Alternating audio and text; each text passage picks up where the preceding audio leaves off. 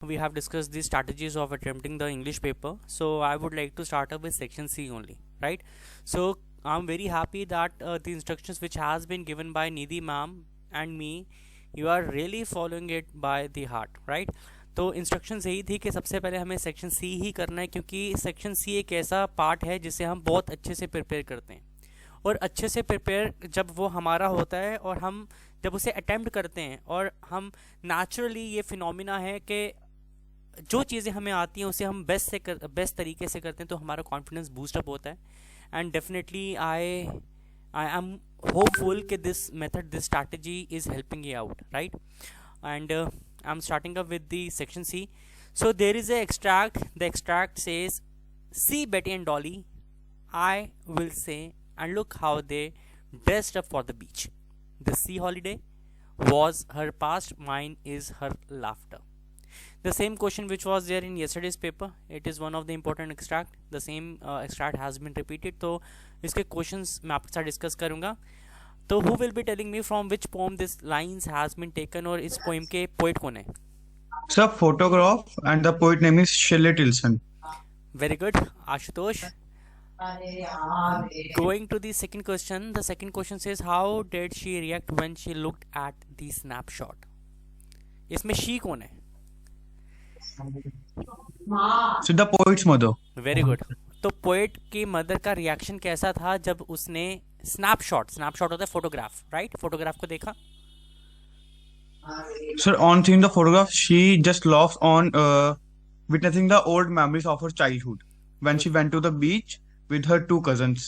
Very good, excellent, Ashutosh. She was there enjoying her holidays with her cousins Belly and Dolly, and she was laughing when she saw how they used to dress when they were on the holiday, specifically in that holiday where they were clicked by their uncle, right? Okay. यहाँ पे कल एक question आया है, and explain the sea holiday was her past.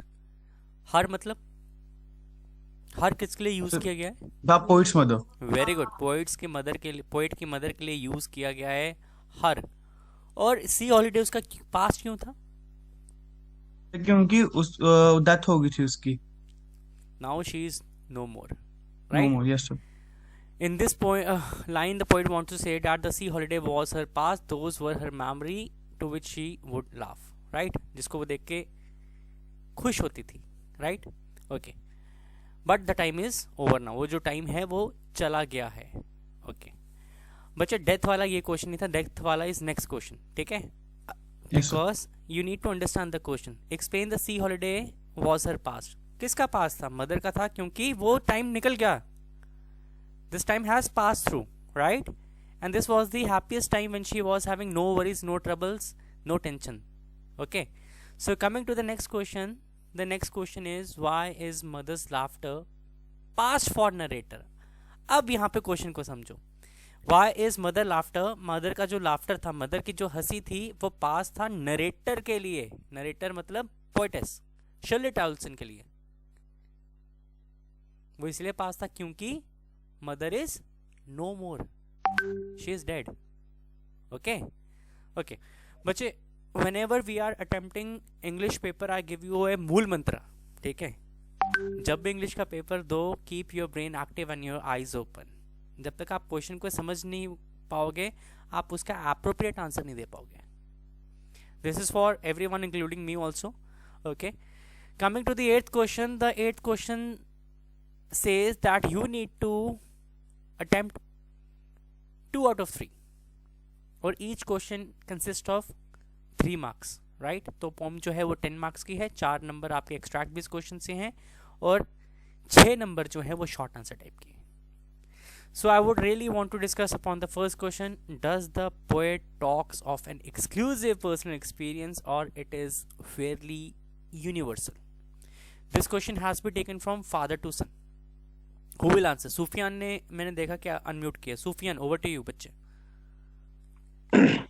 Sir इसमें मतलब universal ही है हर एक जगह सर, अगर देखा जाए.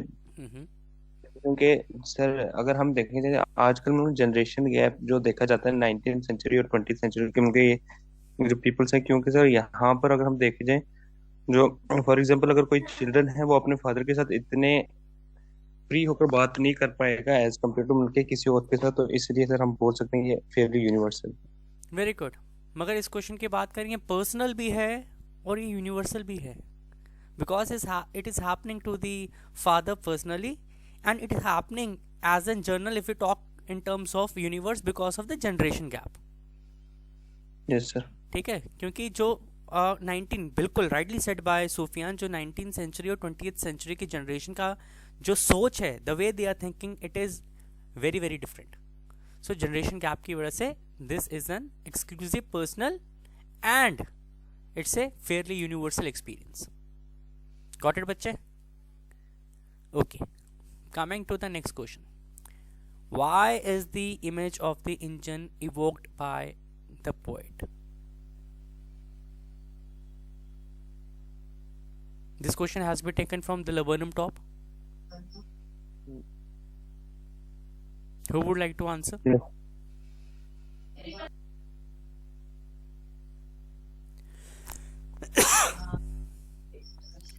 सर इसमें बताया गया जो इंजन है वो, सॉरी सर, इसमें बताया गया है जो बर्ड है गोल्ड फिंच, वो अपनी फैमिली के लिए इंजन है, क्योंकि वही अकेली थी जो अपने जो नेस्ट में उसके बेबीज थे उनके लिए वो खाना लाती थी, उनको खिलाती थी। इसको कंपेयर इसलिए किया है क्योंकि विदाउट इंजन कोई गाड़ी नहीं चलती, तो जो उसकी फैमिली थी वो भी नहीं चल पाती without gold. Okay, very good, Sufyan. I am wondering, Ashutosh want to say something. Ashutosh, over to yes you. Sir, engine एक वो चीज होती है जिससे एक मशीन एक मतलब होमवर्क करता है। यहाँ पे इंजन रेफर किया है गोल्डफिंच बर्ड को, Very good. And machine refer किया है लेबनम ट्री को। जैसे ही मतलब मिड आफ्टरनून में ट्री स्टिल एंड साइलेंट था, पर जब चिप करते हुए सडनली गोल्डफिंच बर्ड बैठी उसकी एंड ऑफ द ब्रांच पे, तो मतलब एक ट्रेम्बस लाइक अ थ्रिल, मतलब खिल उठे अपने ही तरीके में। क्यों? क्योंकि जब बर्ड्स के यंग वन ने बर्ड को देखा तो वो क्रीपिंग करने लगे, yes sir, they were making noise, जिससे जो लेबनम ट्री था वो फिर से एक्टिव हो गया, yes sir, right? And moreover engine इसलिए रेफर किया गया है इसको गोल्डफिंच को। If you talk about engine, so I would like to know from you all कि who is the engine of your family? Sir father. Father? Why? Because father is running the show. He is responsible Yes, for everything, right? He is feeding us, he is bringing things for us, he is paying for our education. So in the same way, the goldfinch is being taken as the engine because she is responsible for feeding her young ones, right? Sir यहाँ पे machine किसको refer किया गया? बच्चे machine जो है यहाँ पे यंग वंस को रेफर किया है। क्यों रेफर किया है? सर क्योंकि उनकी वो मदर जो है गोल्डफिंच बर्ड, वो उनको फीड करती है, और वो जब क्रीप करते हैं तो ऐसा लगता है कि मशीन चल रही है, और लेबनम टॉप जो कि इनएक्टिव है, जो कि साइलेंट स्टेट पे था, वो एक्टिव हो जाता है, और and it is in the active state again, right? और उसके बाद एक और चीज आपने देखी होगी, जब गोल्डफिंच उड़ जाती है तो लेबनम टॉप कैसा हो जाता है, लेबनम ट्री कैसा होता है? तो जैसे पहले था वो वैसा ही हो जाता है, स्टिल एंड साइलेंट। यस। क्यों? सर क्योंकि मदर जो चली गई है। अब मदर यस सर, जाने के बाद जो उसके यंग वंस हैं वो वो साइलेंट हैं, वो क्रीप नहीं यस कर सर, रहे हैं, वो साउंड प्रोड्यूस नहीं कर रहे हैं। Got it? यस सर, तो इस पोएम में बेसिकली दो चीजें हैं, एक मदर के आने से पहले लेबनम ट्री की सिचुएशन, और मदर के आने के बाद लेबनम ट्री की सिचुएशन, और मदर के जाने के बाद लेबनम टॉप की अगेन सिचुएशन कैसी है। 3 फेज में हमने इस चीज को देखना है। गॉट इट बच्चे? Yes sir. Okay. Coming to the next question, the next question says, what does the rain tell the poem? Oh, sorry, poet. The voice of rain. Sir rain poet को बोलते हैं कि वो poem of the अर्थ है, क्योंकि अगर वो rain नहीं होगी तो हर जगह ड्रॉट फैलेगा, लाइफ पॉसिबल नहीं होगी अर्थ पे, और and the seeds of the मतलब जो प्लांट्स के सीड है वो मर जाएंगे। Very good. Yes Very sir, good. Basically, जब रेन बताती है पोएट को, वो ये कहती है कि I am the poem of the earth, right? I rise eternally untouch by the human hands. मेरे को ह्यूमन हैंड्स अनटच करते हैं और मैं राइज करती हूँ, मतलब कि मैं वेपर्स में कन्वर्ट कर होके इवेपोरेट हो जाती हूँ आउट ऑफ लैंड, लैंड से ऊपर चली जाती हूँ, ठीक है, और वहाँ पे मैं क्लाउड का फॉर्म लेती हूँ और अगेन आई कम बैक। मतलब यहाँ पे वाटर साइकिल को भी आप एक्सप्लेन कर सकते हैं, right. That's why the rain has been considered as the poem of earth. और जब रेन होती है तो क्या होता है, रेन होती है तो अर्थ को वो रिजुविनेट करती है, right. Is there any doubt in the question बच्चे? No sir. Any doubt? If there would be any, you are free to ask me, right? Moving to long answer type question.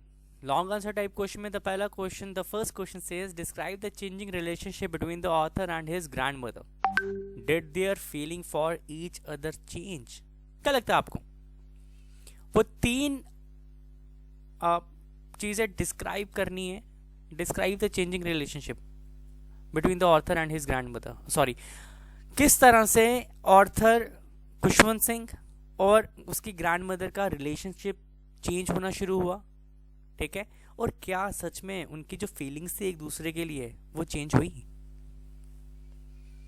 The portrait of lady.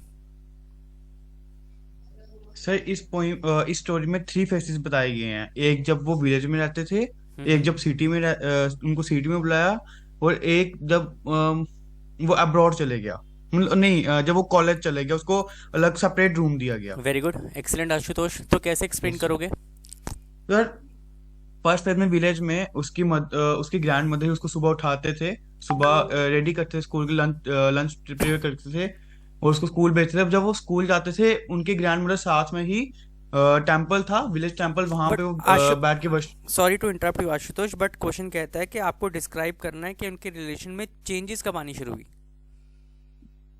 When they went to the village. No. City. हाँ, अब यहाँ से explain करो। You know the answer, I know you know the answer, इसको explain करो यहाँ से। City में क्या क्या चीजें थी जो कि दादी माँ को अच्छे नहीं लगती थी और जिसकी वजह से खुशवंत सिंह ने दादी माँ को स्कूल की बातें बताना बंद कर दी थी? सर पहली चीज थी कि वो स्कूल था वो वेस्टर्न साइंस से रिलेट करता था। एक्सीलेंट। सेकंड, वहां पे गॉड के मतलब वर्शिप के बारे में कोई लर्निंग दी जाती थी। थर्ड, वहां पे सिंगिंग लर्निंग की जाती थी, मतलब recording to music. Very good. So बच्चे यहाँ पे थोड़ा सा ध्यान से सुनिए। बेसिकली जब ये सिटी स्कूल में शिफ्ट हो गए तो पहले विलेज में क्या होता था कि दादी माँ खुशवंत सिंह को खुद स्कूल छोड़ने जाती थी। अब यहाँ पे खुशवंत सिंह को दादी माँ स्कूल छोड़ने नहीं जाती थी क्योंकि वो एक सिटी बस में जाता था, राइट? मोटर बस में। Very good. सिटी स्कूल में मोटर बस में जाता था। सेकंड पॉइंट ये था कि दादी माँ, बिल्कुल राइटली सेड बाय आशुतोष, के ग्रैंड मदर जो थी उसको जब खुशवंत सिंह ने ये बताया कि स्कूल में रिलीजियस स्टडीज़ नहीं कराई जा रही हैं, moreover they are focusing on the scientific studies, तो वो थोड़ी सी अफेंडेड फील करती है, ठीक है, उसको थोड़ा गुस्सा आता है। And when she comes to know from Khushwant Singh के स्कूल में डांस एंड म्यूजिक सिखाया जा रहा है और दादी माँ को लगता है ये तो लो क्लास लोग सीखते हैं, तो यहाँ पे वो डिसहार्टेड हो जाती है और खुशवंत सिंह फील करता है कि जब भी मैं स्कूल की बात दादी को बताता हूँ दादी का मूड चेंज हो जाता है, इसलिए खुशवंत सिंह दादी माँ को बातें बताना बंद कर देता है, राइट? नाउ इनके बीच का जो रिलेशन था उसमें गैप पड़ना शुरू हो जाता है and this is the changing point between the relationship of Khushwant Singh and the grandmother, right? अब क्या है, वो एक कमरे में रहते तो हैं, दो they are not talking but they are seeing each other physically. अब इसमें एक और टर्निंग पॉइंट आता है जब खुशवंत सिंह हायर स्टडीज के लिए यूनिवर्सिटी में चले जाता है। अब ग्रैंड मदर उसे फिजिकली भी नहीं देख पाती है, right? Okay, so did their feeling for each other change? No, the feeling never change because when Kushwant Singh came back from abroad, it has been seen in this chapter that Dadi Ma, she gathered all the ladies from the neighborhood and she beated the drum out of her strength with joy and singing the warrior song. And Kushwant Singh also when he came back and he was also concerned for the Dadi Ma, और दादी माँ को ही says के now you might fall ill, पूरी family कहती है, मगर दादी माँ नहीं रुकती। तो इससे पता लगता है कि इनकी जो फीलिंग्स हैं ये एक दूसरे के लिए चेंज नहीं हुई है। मोर ओवर जब खुशवंत सिंह अब्रॉड जाता है तो दादी माँ क्या जेस्चर करती है, दादी माँ गिव्स हिम ए किस, राइट, ओवर द फोरहेड। तो इन सारी बातों से पता लगता है कि इनकी फीलिंग्स कभी एक दूसरे के लिए चेंज नहीं हुई थी। सर पर मिडिल ऑफ द स्टोरीज में तो चेंज होती दिखी थी ना। कैसे बच्चे? सर जब उनको सेपरेट रूम दिया गया वो एक दूसरे को मतलब बुलाते तक नहीं थे। हाँ, रिलेशनशिप चेंज हुआ, रिलेशनशिप चेंज हुआ, मगर इमोशंस फीलिंग्स चेंज नहीं हुई बच्चे। It was as it is among both of them. ठीक है, इसमें दो क्वेश्चन है, एक चेंजिंग रिलेशनशिप, ठीक है, एक फीलिंग्स। फीलिंग्स कभी नहीं चेंज हुई थी, रिलेशनशिप में चेंज हुआ था। Got it? Yes sir. Okay. So there another question, why scientific intervention necessary to unearth a buried mysterious? This question has been taken from King Tut. Who will answer this question? इसका पहले मैं मतलब बताता हूँ, क्यों जो buried mummy थी उसके ऊपर साइंटिफिक रिसर्च की गई। इंटरवेंशंस का मतलब होता है रिसर्च, ठीक है, साइंटिफिक तरीके से रिसर्च की गई। Who will answer? Sir king टट पे साइंटिफिक रिसर्च इसलिए की गई सर, जब उसको निकाला गया था उसके सर वो कॉफिन से, तो वहां पर उसको पता चला सर, वहां पर सबसे पहले तो काफी सारा उसको गोल्ड शोल्ड भी मिला था, लेकिन वो रिलेट नहीं कर Okay. था। लेकिन जो उसकी एज थी वो बहुत कम थी as compare to. Yes sir, I'm listening. Age कम थी जिसकी वजह। बिल्कुल बिल्कुल ठीक बोल रहे हो आप सुफियान, यस सर। बोलो बच्चे। यस सर, उनके एज कम थी, जब उसके बाद साइंटिफिक रिसर्च की तो पता चला वो अपनी टीन एज में ही मतलब उसकी डेथ हो गई थी, अपने 19 की। और उसके इस मिस्ट्री को सॉल्व करने के लिए कि वो इतनी जल्दी कैसे मरा, ये उसको किसी ने मर्डर किया, डेथ हुई, वो जानने के लिए वो मिस्ट्री सर ये।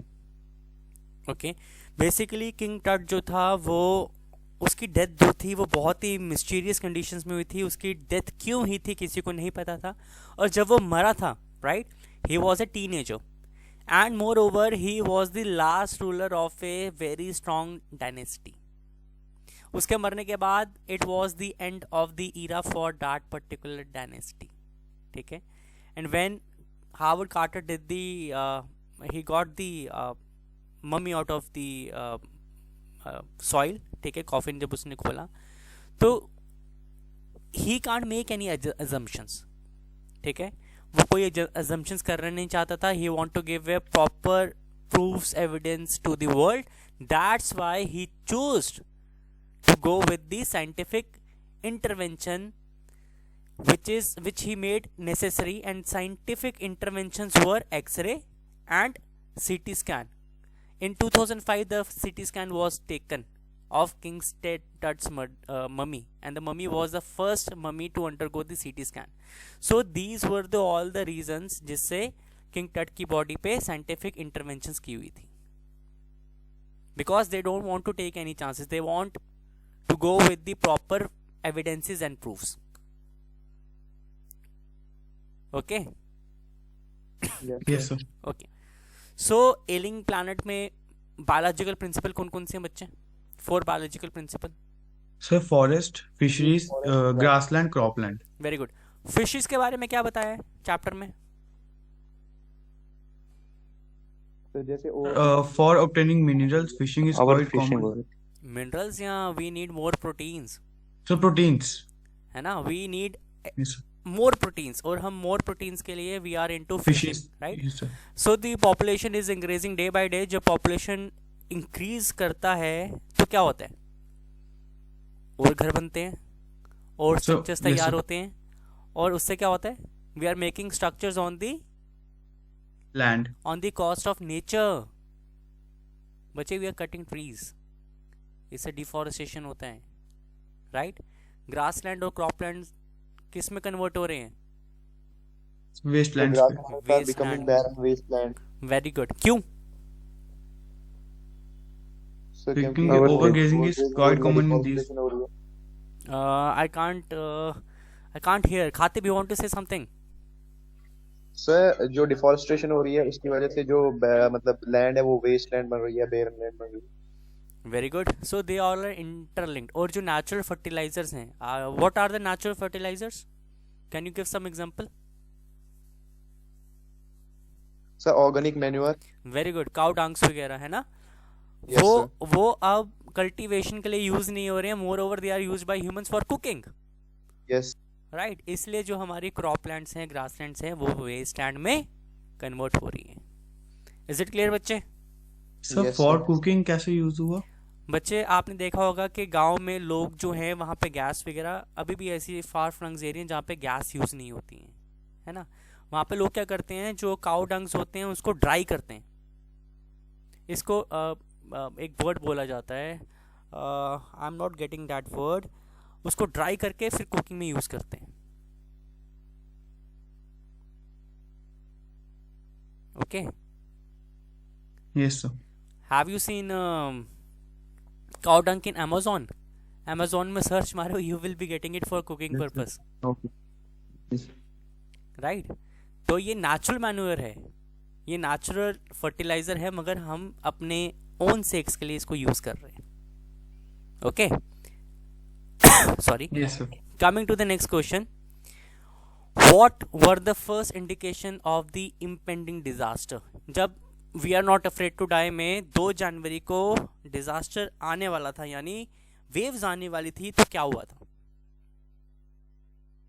यस सर, ओमनियस साइलेंस जो है वो अराउंड वहां पे हो गई थी। उसके बाद जो विंड थी वो ड्रॉप हो गई थी। उसके बाद मतलब सर जो एक वर्टिकल वेव थी उसने हिट किया था उस शिप को, और फिर उसके बाद वो मतलब वहां पे फिर वो सर इंजर्ड वगैरह हो गए। Very good. Okay. So I was talking about this natural manure. Ashutosh, cow dung, dung, cake type करना है. You will be getting it in Amazon, right? Which is being used for cooking purposes. Okay sir. और हम इसको पैसों से खरीद रहे हैं, मोर ओवर बात ये है, राइट? ओके, तो जो पहला डिजास्टर था 2 जनवरी को आने से पहले शाम को क्या हुआ था? बिल्कुल सन्नाटा हो गया था, देयर वर नो नॉइज, और जो स्काई था इट वॉज उधर बादल, काले बादल छा गए थे, है ना? तो ये एक बहुत बड़े तूफान से आने का संकेत था। It was a signal for a very big disaster. और जो वेव थी वो थी twice the height of the other wave. जो वर्टिकल वेव थी वो ट्वाइस थी हाइट में अदर वेव की। और इसने जब हिट किया वेव वॉकर को, तो जो नरेटर था वो डी बोट हो गया, और somehow he manage to came back, but when he came on board he saw कि उसका चेस्ट इंजर्ड है, उसके दांत टूटे हैं, मुंह से खून निकल रहा है, और उसको हेड में इंजरी भी हुई थी। तो इतनी देर में उसकी बीवी आती है, मैरी आती है, मैरी कहती है कि पानी घुस गया है, राइट?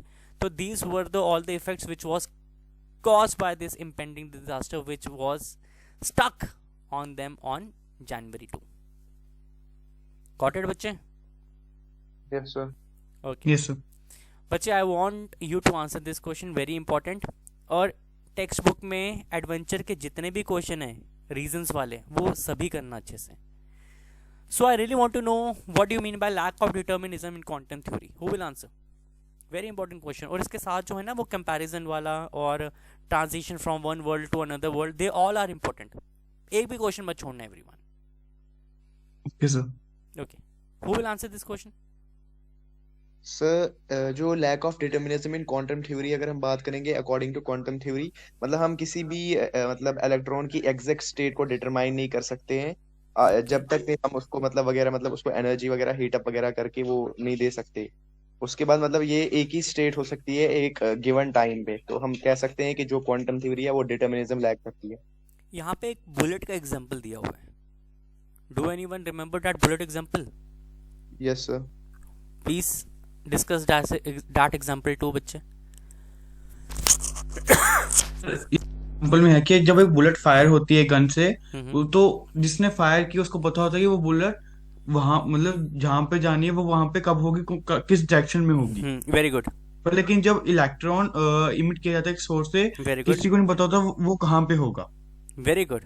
तो इससे तो same yes same as a मतलब उसमें बताया गया कि ऑल्टरनेट वर्ल्ड भी एग्जिस्ट करते हैं बिल्कुल एक ही टाइम पे। तो ऐसे ही प्रोफेसर गाइटोंडे ने ट्रांसलेशन किया होगा इस वर्ल्ड से डिफरेंट वर्ल्ड पे। As per the theory of quantum, right, as per the quantum theory ऐसा कहा गया है।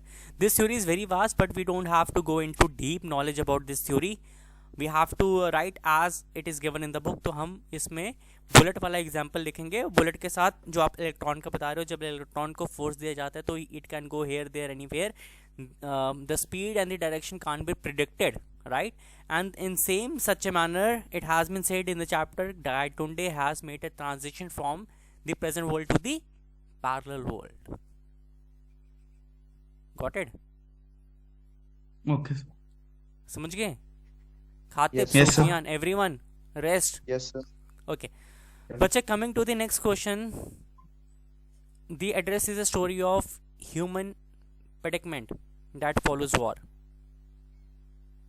Comment. Who will tell?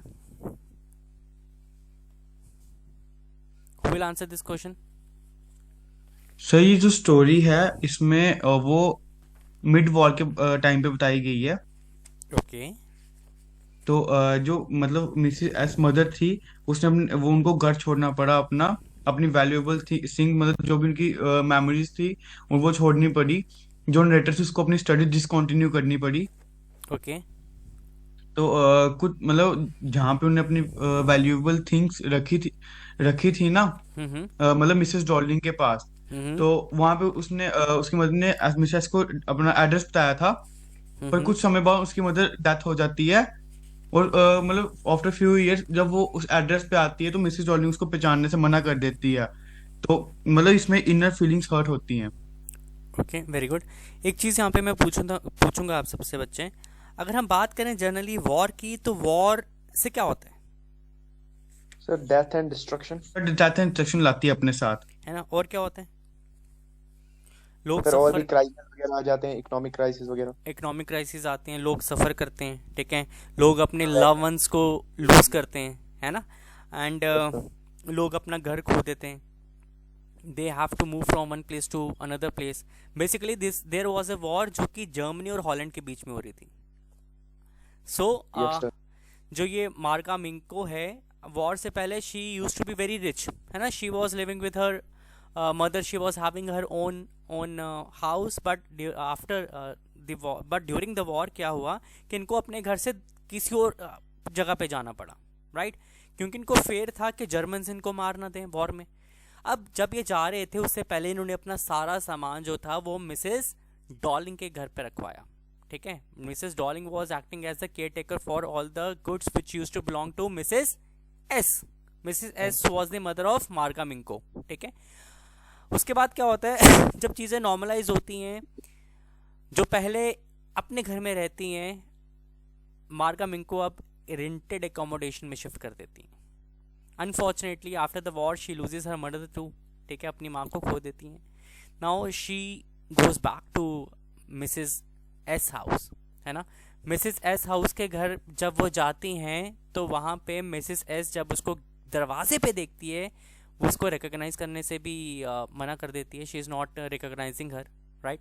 But वो अपने मदर का स्वेटर देखती है जो कि मिसेस एस ने पहना होता है, एंड शी रिमेंबर्स कि ये तो उसकी माँ का स्वेटर है। तो शी वेंट्स बैक, वो फिर से ट्राई करती है। अब मिसेस एस नहीं होती, उसकी बेटी होती है, she allows her to come in, she goes and see the products and items which use to belong to them.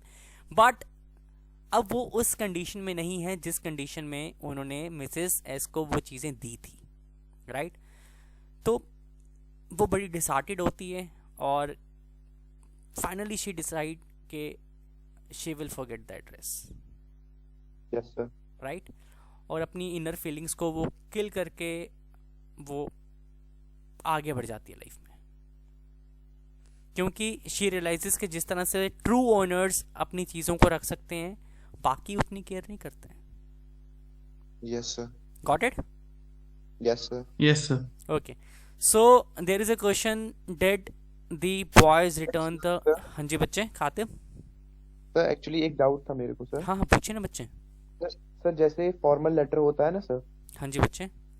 तो उसमें सर जो आप बोल रहे थे कि वो पिन कोड का, सर फॉर एग्जांपल अगर क्वेश्चन में जो एड्रेस गिवन होगा तो सर हमने उसका ही मतलब लिखना है कि सर पिन कोड है, मतलब हम अपने अपने से कैसे लिख सकते हैं सर उसमें? बच्चे pin code you can write imaginary, तो मतलब कुछ भी लिख सकते हैं हम पिन कोड में। ओके, आपसे एक क्वेश्चन पूछता हूँ, बिल्कुल practical question, right? Yes sir. आपको श्रीनगर में अगर एक लेटर भेजना है, यस सर। ठीक है, director of school education Srinagar को लेटर भेजना है as the principal of ABP public school, yes sir. How will you send?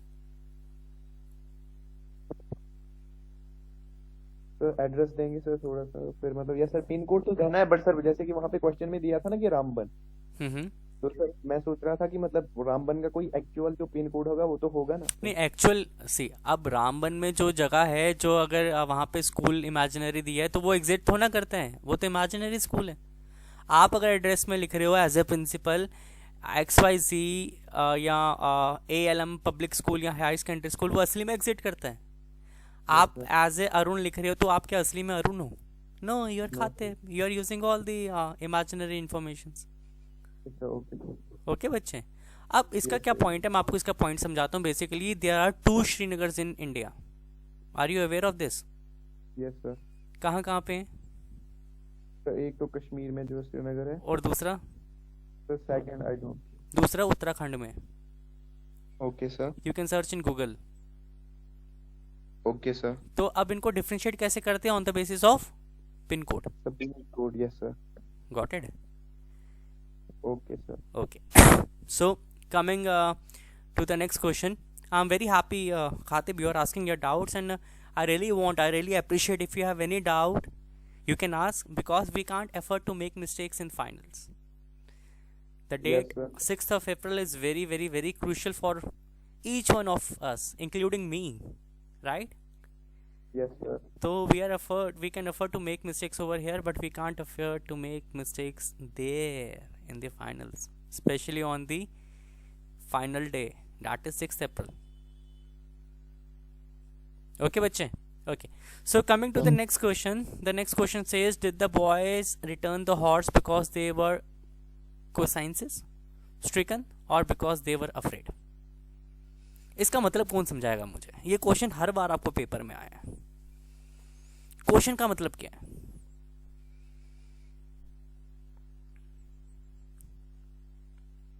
Who will make me understand the question? Anyone from you?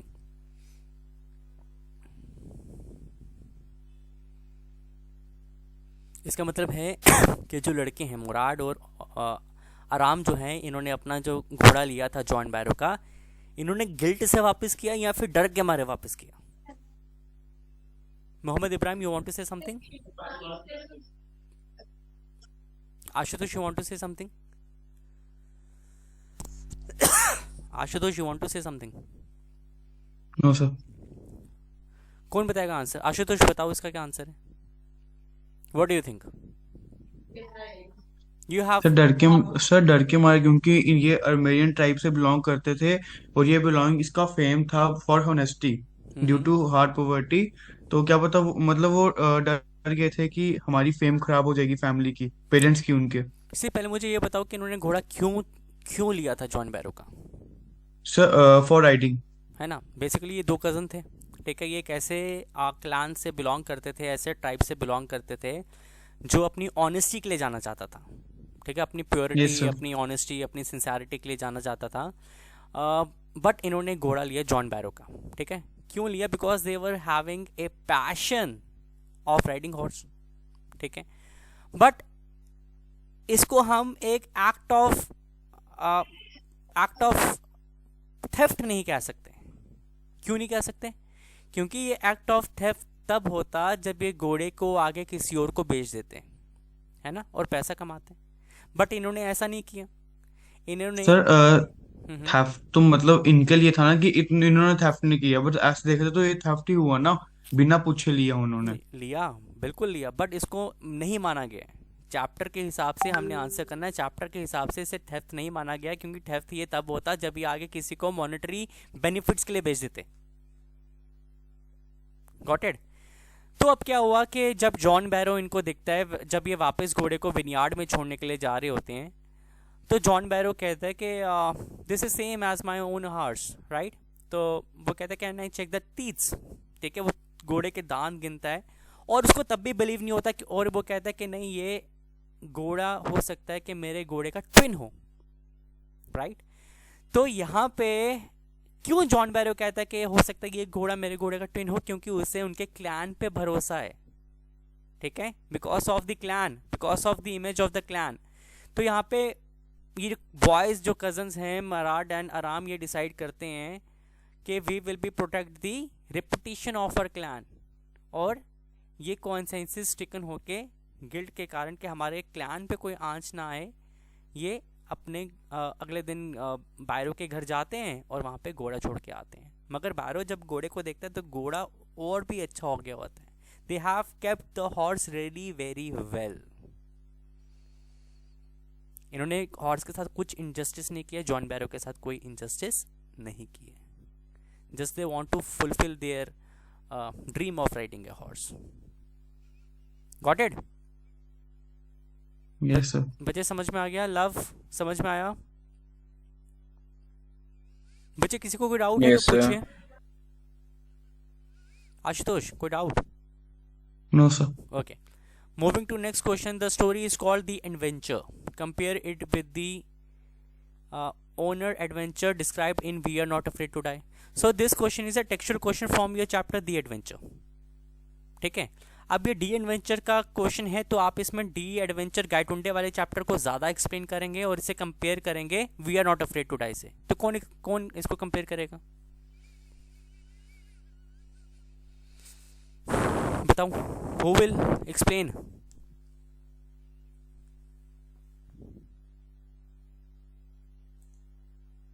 बच्चे, where are others? Rajiv, Ayush? Sir Okay, Ashutosh, you want to say something now? Sir adventure में हुआ था कि वो अपने 1000 lectures पे जा रहे थे तो उनका एक्सीडेंट हुआ था बाय ट्रक।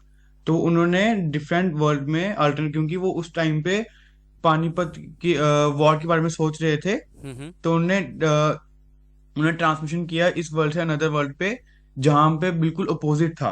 वहां पे 20 सेंचुरी पे उन्होंने ईस्ट इंडिया कंपनी की पिक्चर्स देखी ऑन द वॉल्स पे। तो वहां पे उन्होंने देखा कि मराठा वॉर जीत गया, उन्होंने अपना इन्फ्लुएंस बनाना शुरू कर दिया ऑल ओवर इंडिया पे। और वहीं पे वो लेक्चर सेक्शन पे जा रहे हैं उसी डिफरेंट वर्ल्ड पे। बेसिकली अगर हम दी एडवेंचर की बात करें तो गाय टुंडे एक हिस्टोरियन प्रोफेसर है, ठीक है, जो अपना 1000 लेक्चर देने जा रहे हैं आज़ाद मैदान मुंबई में। पुणे से जब ये आज़ाद मैदान मुंबई की तरफ निकलते हैं तो इनका ट्रक के साथ एक्सीडेंट हो जाता है, और एक्सीडेंट के दौरान ये सोच रहे होते हैं कि अगर मराठास अब्दाली से जीत जाते हैं बैटल ऑफ पानीपत तो क्या होता, ठीक है। मगर जब ये उठते हैं ये देखते हैं कि ये हॉस्पिटल में, ठीक है। हॉस्पिटल के बाद ये अपने घर जाते हैं, घर में देखते हैं कि इनका घर ही नहीं है पुणे में। तो इनको याद आता है कि इनका बेटा जो है विनय गाय टुंडे वो कहाँ पे है, मुंबई में। ये एक ट्रेन लेते हैं, जीजा माता एक्सप्रेस, और ट्रेन में ट्रैवल करते हुए ये एक स्टेशन पे पहुंचते हैं जो है सरहद में देखते हैं कि एंग्लो इंडियन जो है वो ट्रेन को बोर्ड करते हैं और वहाँ पे वो परमिट्स ले रहे होते हैं। और साथ ही साथ ट्रेन में इनके साथ एक फैमिली बैठी होती है जिसमें खान साहिब होते हैं। तो ये खान साहिब से पूछते हैं कि कहाँ पे जा रहे हो? खान साहिब कहते हैं कि हम पेशावर जा रहे हैं। तो पेशावर नाम जब ये सुनते हैं इनको ऐसा लगता है कि मैं एक ऐसे वर्ल्ड में हूँ जहाँ पे अभी इंडिया का पार्टीशन नहीं हुआ है। तो ये बैक क्वेश्चन पूछते हैं खान साहिब से कि आप पेशावर कैसे जाएंगे? तो खान साहिब कहते हैं कि मैं यहाँ से पहले बॉम्बे जाऊँगा, बॉम्बे से दिल्ली जाऊँगा, दिल्ली से लाहौर जाऊँगा, और फाइनली लाहौर से पेशावर की तरफ जाऊँगा और पेशावर पहुँचूँगा, ठीक है। तो यहाँ पे जब ये विक्टोरिया टर्मिनस पहुँचते हैं उससे पहले खान साहिब से बात करते करते खान साहिब कहते हैं कि सी कैरियज में यूनियन जैक्स हैं। What do you mean by Union Jacks? Union Jack is the national flag of Britain, और वहाँ पे GBMR लिखा होता है। अब ये फाइनली ब्रिटिश टेरिटरी में एंटर करते हैं और ये वहाँ पे उतरते हैं, ठीक है। ये जितनी भी स्टोरी है सारी इमेजिनरी है, बट अगर हम इसे कंपेयर करें we are not afraid to die से, we are not afraid to die is not a imaginary story, it's a story which is realistic, it is full of real version, and it shows कि how a man got motivated by his own family, and as a team he believes himself, and finally he is able to survive and he saved his family from a big mishap. In that particular thing they would have lost their lives too. समझ में आया बच्चे? तो यहाँ पे fiction और realistic का comparison करना हमने. Is it clear? Yes sir. Okay. तो अगला क्वेश्चन अगर हम देखें तो next question is discuss the sensitive behaviour of hill folks with reference to Silk Road. Hill folks क्या होता है?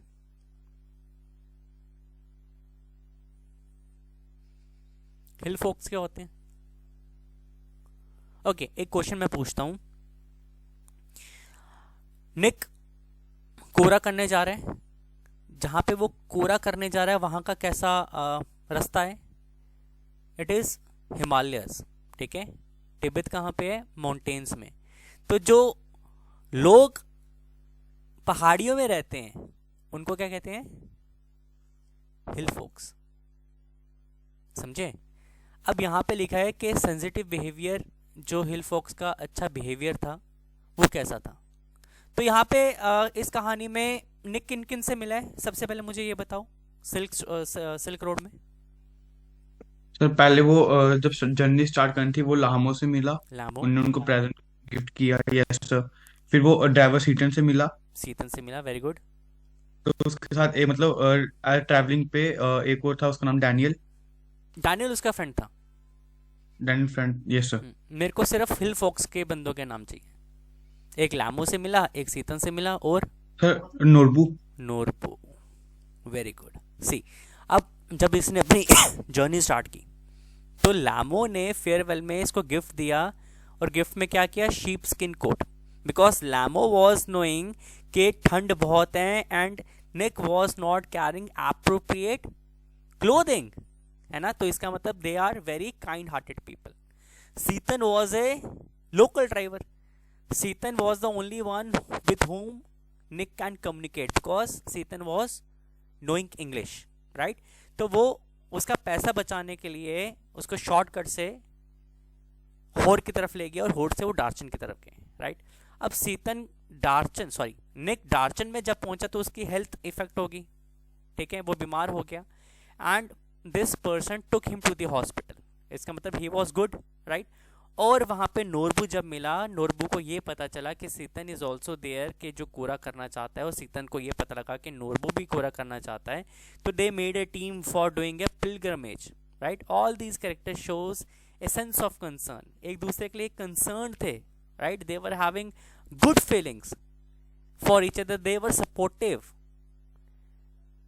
To this person in an unfamiliar environment and unfamiliar conditions. Got it? Yes sir. बच्चे कोई दिक्कत इसमें? No sir. Okay. So coming to your section B. Section B की अगर बात करें तो section B says you are Rivan Chaudhary and you are a part of Traffic Week campaign led by your school. आप कौन हो? आप रिवान चौधरी हो. आप एक वीक का हिस्सा हो जिस वीक का नाम है ट्रैफिक वीक कैंपेन, जो आपके स्कूल वाले चला रहे हैं. राइट. आपके स्कूल में बाय योर स्कूल आपको एक पोस्टर डिज़ाइन करना है जिसमें आप इंकरेज करोगे पीपल को, लोगों को, कि वो पेट्रोल को सेव करें because it's a natural resource. ठीक है. और जो ख़त्म होने वाला है. और आप और ट्रैफिक के रिलेटेड लोगों को अवेयरनेस दोगे, सजेशंस दोगे. तो सबसे पहले आपने बॉक्स बनाया. I have made this thing. आप इसका टाइटल लिखोगे प्रिकॉशंस. ओवर स्पीडिंग नहीं करनी है. इकोनॉमिकल आप आजकल इलेक्ट्रिकल स्कूटीज़ यूज़ कर सकते हैं, टू व्हीलर यूज़ कर सकते हैं, बाइसाइकिल्स का ज़्यादा से ज़्यादा इस्तेमाल करें. Turn off engine at red light. आपको ट्रैफिक रूल्स का फॉलो करना है. और wear helmet, that is mandatory. साथ में एक आप फोटोग्राफ दे सकते हैं. आपका स्कूल ने ये किया है तो आपके स्कूल का नाम, आपका नाम और courtesy. Fuel for better future. Because हमें ये पता है कि पेट्रोल जो है वो एक ऐसी रिसोर्स है जो कि ख़त्म होने वाला है. Got it? Any doubt? No sir. Okay. Coming to the next question. As a general manager, आप जनरल मैनेजर हो किसके? लीव फॉरवर्ड सोल्यूशन के. ये कहाँ पे कंपनी? ये श्रीनगर में कंपनी है. आपको सेल्समैन चाहिए जिसका एक्सपीरियंस किस में होना चाहिए, इलेक्ट्रिकल आइटम में। तो आप ड्राफ्ट करेंगे एक एडवर्टीजमेंट सिचुएशन वैकेंट के कॉलम में फॉर ए लोकल न्यूज़पेपर। तो एडवर्टीजमेंट किस में आती है, बॉक्स में आती है। बॉक्स पेन का बनना चाहिए, पेन और स्केल से बनाना है, ठीक है, in both poster, notice and advertisement. आपने इसका हेडिंग लिखा, now you can start wanted a salesman with sound experience of electric item. क्यों लिखा, because it has been highlighted in the question itself, ठीक है। जो एप्लीकेंट है उसकी एज कितनी होनी चाहिए, उसका मिनिमम वर्किंग एक्सपीरियंस कितना होना चाहिए, और अप्लाई करना चाहिए एट द अर्ली। आप उसकी सैलरी बता सकते हो, but I will suggest you कि जब आप क्राइटेरियाज लिखोगे तो क्राइटेरियाज आप कोशिश कीजिए कि टैबुलर फॉर्म में लिखें। For example, wanted a salesman with sound experience and the below mentioned criteria needs to be filled by the candidate. नीचे लिख दीजिए एक्सपीरियंस, एक्सक्लूसिव इन इलेक्ट्रिकल, उसके बाद age, work, salary, qualification, give everything. आपको Leap का general manager बनाया है तो leap.gm@gmail.com और उसका फ़ोन नंबर, या आप यहाँ पे GM भी लिख सकते हैं, GM, नीचे कंपनी का नाम, यहाँ पे ईमेल एड्रेस और कॉन्टैक्ट नंबर। वो था, right? Got it? Yes sir. Okay, next question says कि योर फ्रेंड अली, आपका एक दोस्त है जिसका नाम अली है, he is in love with Harijan girl. Harijan is the caste, ठीक है। आपको एक लेटर लिखना है और उसको बताना है इंटर कास्ट मैरिज पे, इंटर रिलीजन मैरिज पे। आप AN चौधरी हैं और आपका एड्रेस ये है। तो जब हम लेटर स्टार्ट करते हैं तो क्या करते हैं, सबसे पहले सेंडर एड्रेस। सेंडर कौन है, आप हो। आपका एड्रेस क्या दिया है, यू के साथ वाला, तो ये उठा के डाल दो यहाँ पे, ये आ गया आपका sender's address. Imaginary pin code, आपने डेट लिखा, लीव अ लाइन, आप लिख रहे हो अली को, अली का एड्रेस दिया है सर। तो अली का इमेजिनरी आएगा। जब इमेजिनरी एड्रेस है तो पिन कोड भी इमेजिनरी हो सकता है, राइट?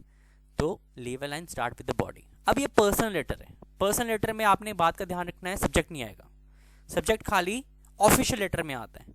और पर्सनल लेटर को आप सर या रिस्पेक्टेड अली या अली सर ऐसे स्टार्ट नहीं करते हैं, आप डियर से स्टार्ट करते हैं। और ऑफिशियल लेटर हमेशा रिस्पेक्टेड सर से शुरू होती है। इसके बाद आप बता सकते हैं अपने व्यूज़ इंटरकास्ट मैरिज में, और जब आप इसे एंड करेंगे बॉडी के बाद, you have to leave a line, your loving friend AN Chaudhary as it is given in the question. अगर AN चौधरी क्वेश्चन में नहीं दिया होता तो आप अपना नाम के अलावा कोई भी नाम लिख सकते थे, but firstly you have to see कि कौन कौन सी डिटेल हमें क्वेश्चन में दी है और उसको same to same as per the format copy paste कर लीजिए। Is it clear? Yes sir. Okay, this is a letter जिसमें आप एज ए प्रिंसिपल लिख रहे हैं डायरेक्टर ऑफ स्कूल एजुकेशन को।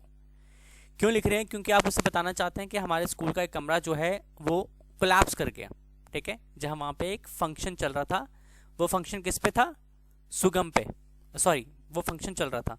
तो सुगम जो है आपके स्कूल का हेड गर्ल या हेड बॉय, सुगम हेड गर्ल है, उसने कमांड ली सिचुएशन की, उसने इंजर्ड्स को फर्स्ट एड प्रोवाइड किया, एम्बुलेंस को फ़ोन किया, और आप उसका नाम जो है रिकमेंड करना चाहते हैं ब्रेवरी अवार्ड पे।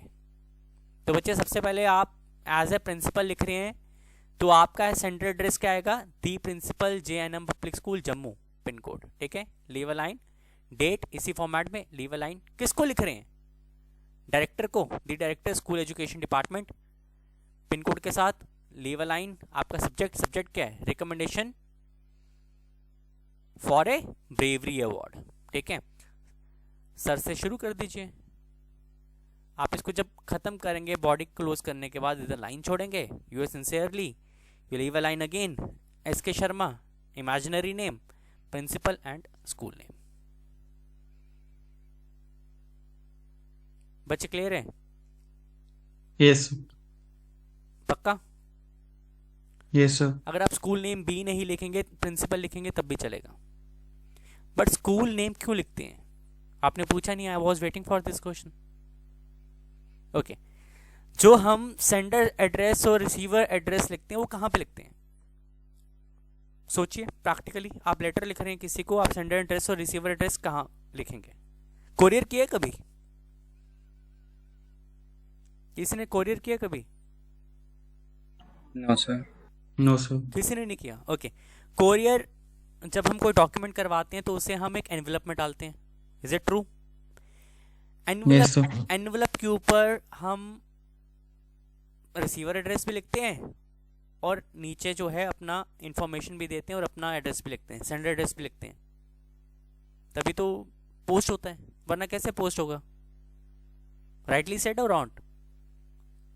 Yes sir. है ना? अब ये पहुंच गया for example director school education में। क्या आपको सच में लगता है ये डायरेक्टर स्कूल एजुकेशन ही रिसीव करेगा, या उसका पियोन भी रिसीव कर सकता है, या ऑफिस का कोई भी एम्प्लॉय रिसीव कर सकता है?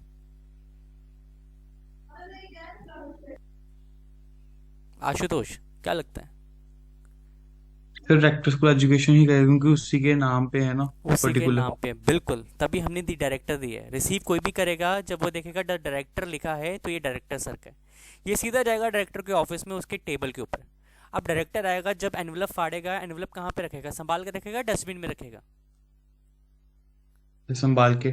नहीं, एनवेलप फेंक देगा, लेटर संभाल के रखेगा, लेटर को अटैच करेगा वो डॉक्यूमेंट फाइल में, ठीक है? और जब वो देखेगा एसके शर्मा कौन है, ये प्रिंसिपल है, कहाँ का प्रिंसिपल है, अच्छा ये तो जेएनएम पब्लिक स्कूल का है, this is the reason, the practical one. Got it? Yes sir. बच्चे क्लियर है? Yes sir. आप खुद ही देखो, आपके वो पास अगर बैंक वाले या कोई भी आपको कोरियर करता है, आप एनवेलप फेंकते हो, लेटर को संभालते हो, या एनवेलप भी संभालते हो, लेटर को भी संभालते हो? सर एंड लेटर को संभाल, है ना? तो इसी तरह से this is the format, okay.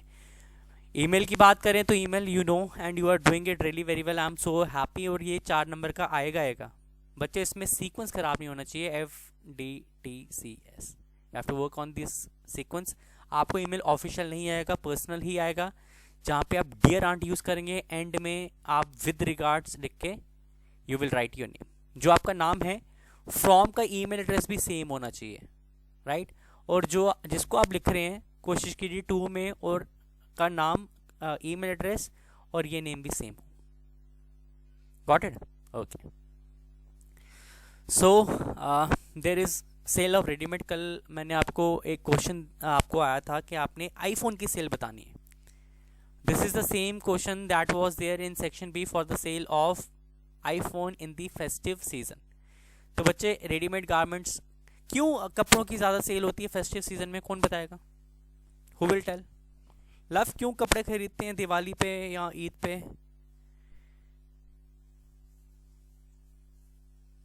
क्यों सेल ज़्यादा होती है? Because they all are the big festivals, right? तो इसलिए सेल ज़्यादा होती है। आपको इस पे आर्टिकल लिखना है, हेडिंग आप सेंटर में लिखेंगे, बाय लीविंग अ लाइन आप बाय लाइन सेंटर में लिखेंगे और अपने आर्टिकल को कंप्लीट करेंगे। This is the only format which you have to taken care of. Is it clear बच्चे? Yes sir. Yes sir. Okay, moving to next question. आप newspaper report लिखेंगे on traffic jamming, a common affair in early hour of the day. सुबह सुबह जो ये traffic jam लगता है ना, इसके ऊपर आपको न्यूज़पेपर रिपोर्ट लिखनी है, जिसकी वजह से बहुत सी मुश्किल का सामना करना पड़ता है स्कूल जा रहे बच्चों को। Highlighting wrong driving as the main cause of this mess, कि लोग सही तरह से ड्राइव नहीं करते, रॉन्ग साइड पे आते हैं, छोटे कंजस्टेड रोड्स में बड़ी बड़ी गाड़ियाँ लेके आती हैं, और इसको आप हाईलाइट करेंगे। तो बच्चे, जब भी आप न्यूज़पेपर के लिए रिपोर्ट लिखेंगे, इसका फॉर्मेट है हेडिंग सबसे पहले सेंटर में आएगा, ठीक है? राइट हैंड साइड में आप नाम लिखेंगे, नाम नहीं दिया तो इमेजिनरी नेम लिखेंगे, नीचे उसका डेजिग्नेशन लिखेंगे। जो न्यूज़पेपर के लिए रिपोर्ट लिखता है वो कौन होता है?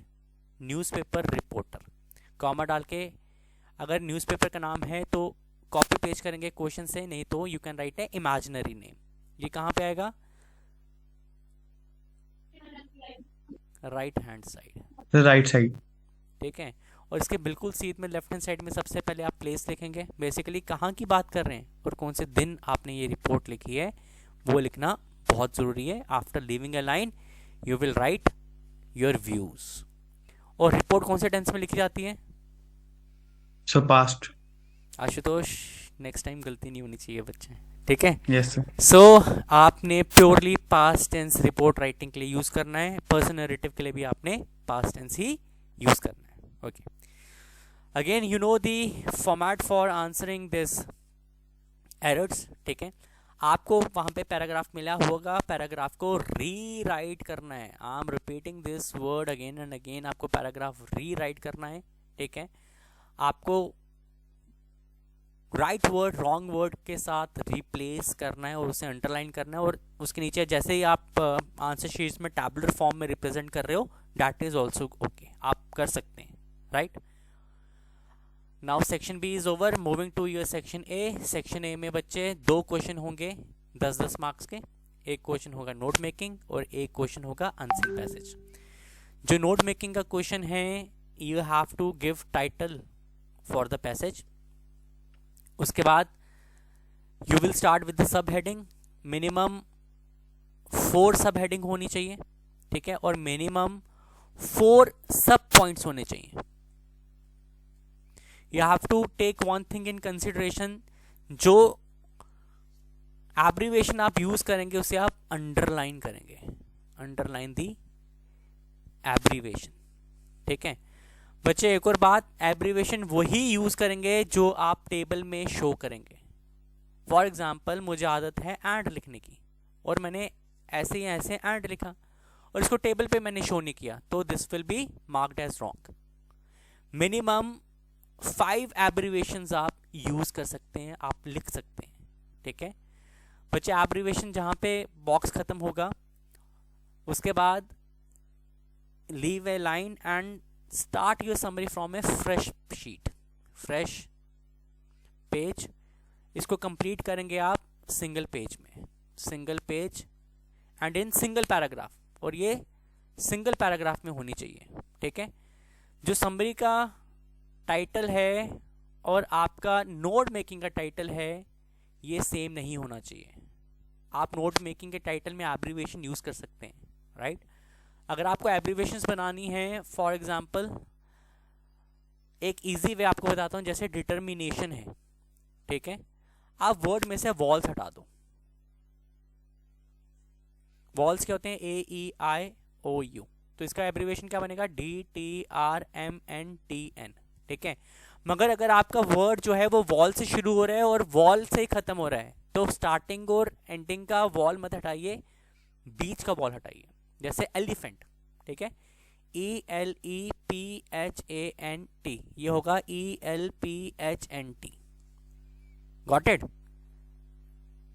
Yes sir. ये मैं एब्रीविएशन की बात कर रहा हूँ। समरी में बच्चे you have to write in a fresh page, 80 words का होना चाहिए, सिंगल पेज में करना है, सिंगल पेज पैराग्राफ में खत्म करना है, और प्रेजेंट टेंस में होना चाहिए।